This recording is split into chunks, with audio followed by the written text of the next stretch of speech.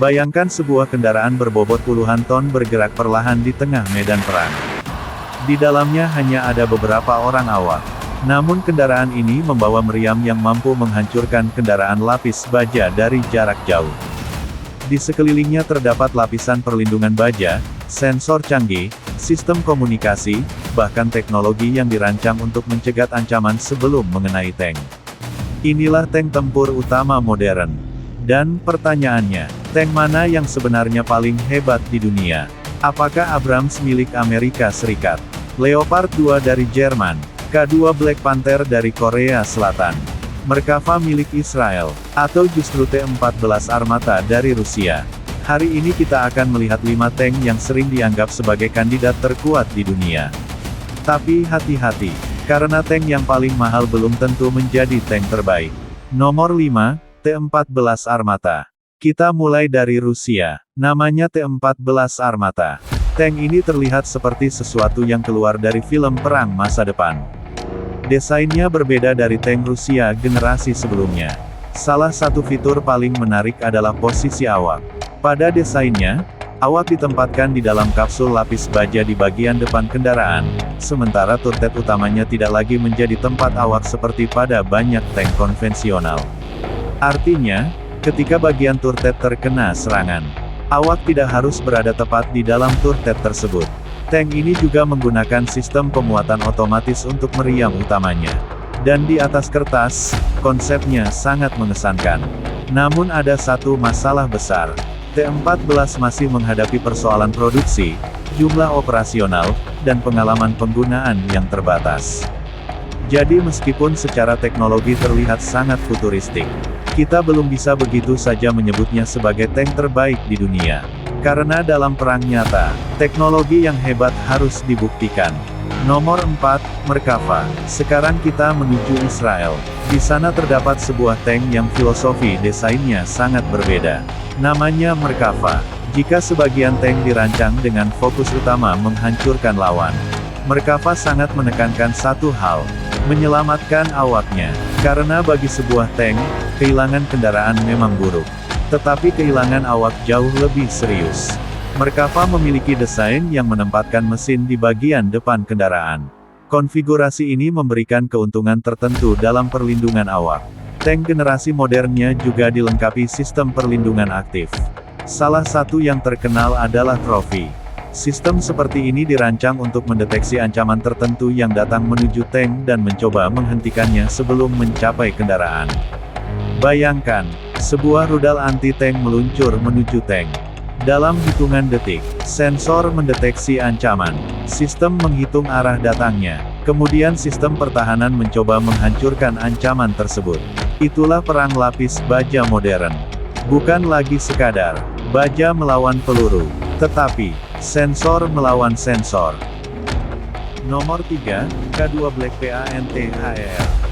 Sekarang kita menuju Korea Selatan.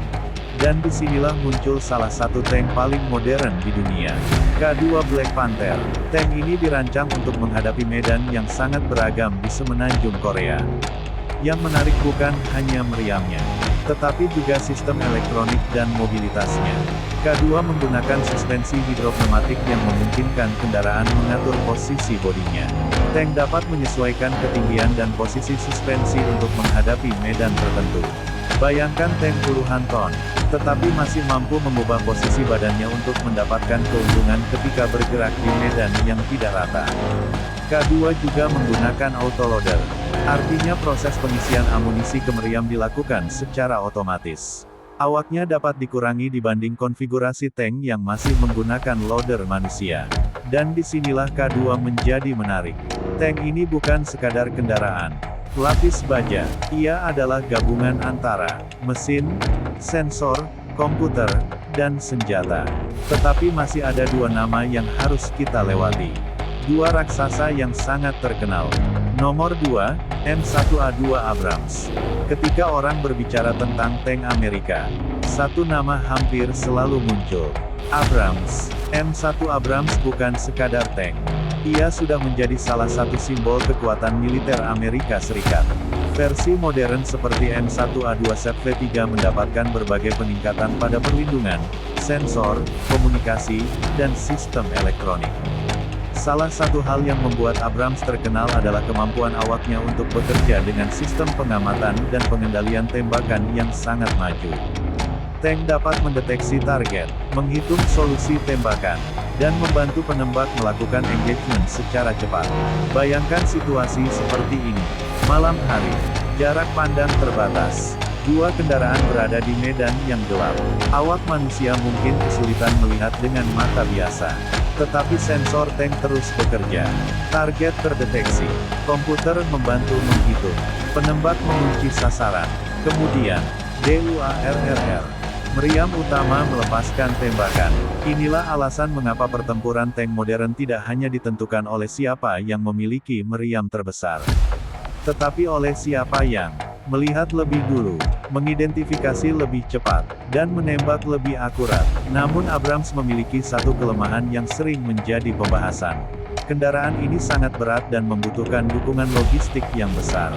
Jadi tank sehebat apapun tetap membutuhkan bahan bakar, amunisi, suku cadang, teknisi, dan kendaraan pendukung. Karena perang bukan hanya tentang tank. Perang adalah tentang logistik.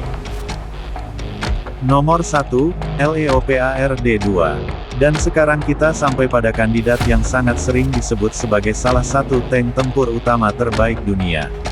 Dari Jerman, Leopard 2. Generasi terbaru seperti Leopard 2A7 dan 2A8 membawa berbagai peningkatan pada sensor, perlindungan, sistem elektronik, dan kemampuan tempur.